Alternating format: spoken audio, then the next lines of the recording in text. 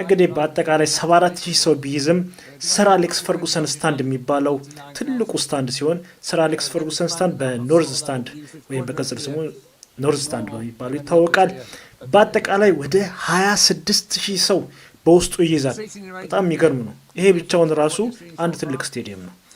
የሚገርማችሁ ነገር ይህ ትልቁ ስታንድ ሲሆን በውስጡ የተለያዩ የሃየር ማኔጅመንት ኤክስኪዩቲቭ ቦክሶችን ይዛል።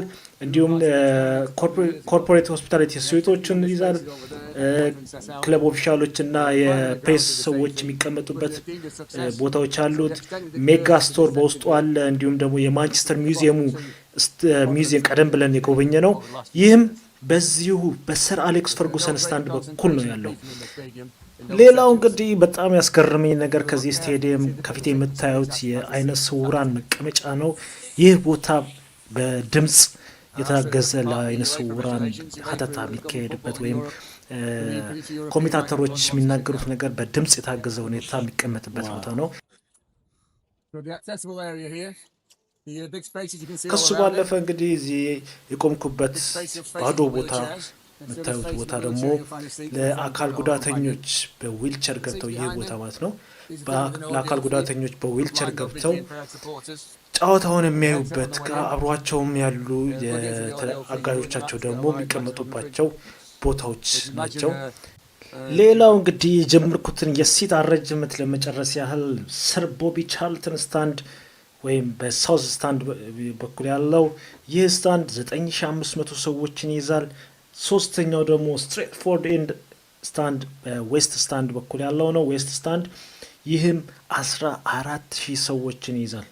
ሌላው የመጨረሻው አራተኛው ኢስት ስታንድ የሚባለው ሲሆን ይህም 12000 ሰው ይይዛል። ከዚህ ባለፈ ደግሞ ኮርነር ኤሪያዎች ላይ ኳድራንቶች አሉ። እነሱም ከ2000 እስከ 2006 ድረስ ባለው ውስጥ ነው የተሰሩት። ይህ በራሱ 7000 ሰዎችን በአንድ ላይ ቢያዝ ይችላል። ይህ ቦታም ሰር አሌክስ ፈርጉሰን ስታንድን ከኢስት ስታንድ ጋር ያገናኘዋል ወይም ደግሞ ኢስትና ዌስት ስታንዶችን ያገናኛል።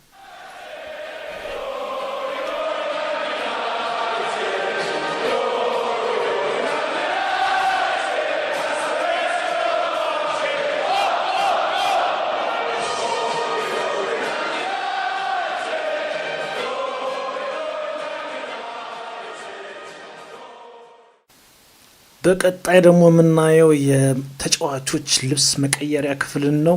በውስጡ ክሊኒኮችን ቀለል ያለ ክሊኒክ እንዲሁም ደግሞ ልብስ መቀየሪያ ተጫዋቾቹ የየራሳቸው የሆነ ስፔሲፊክ የሆነ ልብስ መቀየሪያ ቦታ አላቸው። እንዲሁም ከዛ ባለፈ ደግሞ የገላ መታጠቢያ ቦታቸውንም በዚያው እናያለን።